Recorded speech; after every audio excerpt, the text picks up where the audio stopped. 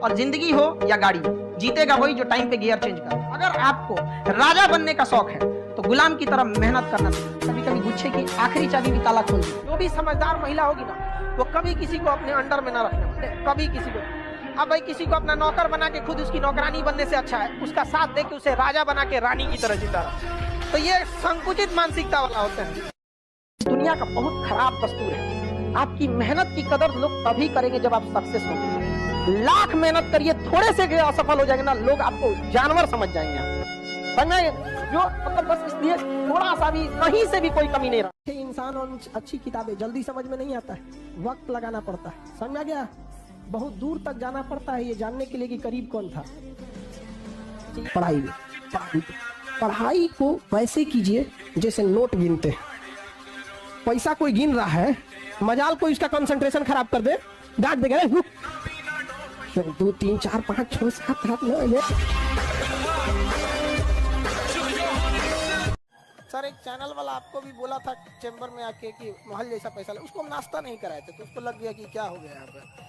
हो जाता है तो बड़े बड़े लोग उसको नाश्ता करा देते हैं। हम नाश्तों के लिए नहीं पूछे थे, हमारी भी गल, हम सबको नाश्ता के लिए पूछते हैं। बट क्लास का टाइम था, क्लास लेंगे कि उनको नाश्ता देखेंगे भाई, तो घुसिया के कह दिया कि हम महल की तरह। उससे क्या फर्क पड़ता है? एक बात हमेशा जिंदगी में याद रखना है, 2 चीजें हमेशा। तुम्हारे चेहरे पे अगर कोई दाना निकल जाए ना, उसको ढेर फोड़ फाड़ करोगे ना और खराब हो जाएगा। 6 महीना इंतजार करो, दाना खत्म हो जाएगा, दिखेगा तुम ही। जीवन में कोई तुम्हारी बुराई कर रहा है ना, उसका ज्यादा जवाब मत देना, वो छीछा लेदर हो जाएगा। शांति से रहना, एक समय आएगा समझा कि नहीं आएगा, और आप लोग अधिकारी बनिएगा और अपने अपने फील्ड में जाइएगा। एक चीज हमेशा याद रखिएगा, लोग आपसे बहुत बदतमीजी से बात करेंगे, गुस्सा दिलाने की कोशिश करेंगे, उस पर ध्यान मत दीजिएगा। लोग चाहे जितने बदतमीजी से बात करें, आप जवाब इज्जत से दीजिएगा, क्योंकि कुछ दिन बाद लोग उस सवाल को भूल जाएंगे लेकिन आपके जवाब को याद रखा जाएगा। समझ रहे हैं? लाइफ में जितना डाउन टू अर्थ रहिए, जितना सिंपल रह सकते हैं रहिए, क्योंकि कांटों पे चलना अगर आपको आता है तो फूलों पे चलना किसी को सिखाने की जरूरत नहीं है। रिश्तेदारों में देखना जो सबसे गरीब, असहाय, सबसे दीनहीन होगा, उसे कोई किसी में भी नहीं पूछता होगा ब्याह शादी फंक्शन में, लेकिन जब अर्थी उठाना होता है तो वही सबसे आगे रहता है। समाज की जिस दिन गहराई देखोगे ना, वैराग्य उत्पन्न हो जाएगा। समाज में कभी कभी क्यों राजा का जीवन था, महात्मा बुद्ध का, महावीर स्वामी का, जब समाज को उन्होंने गहराई से देखा ना तो वैराग्य उत्पन्न हो गया। समाज का जो किसी दूसरे के काम में नहीं आता है, केवल आपको रिस्ट्रिक्शंस लगाने के काम में आता है। ये सही नहीं है, ये गलत है, वो गलत है।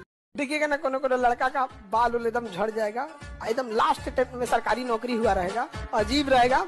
अब बेचारा लड़की सबसे बिया हो जाएगा तो टेंशन में रहेगी, सब नैहर जाएगी सब तो ले नहीं जाती, बुढ़ऊ तू ये नहीं तो जाएंगे तो सब हमको कहेगी सब कि ढेर खर्चीन बनती थी, एक से तो अच्छा सुरेशवा था।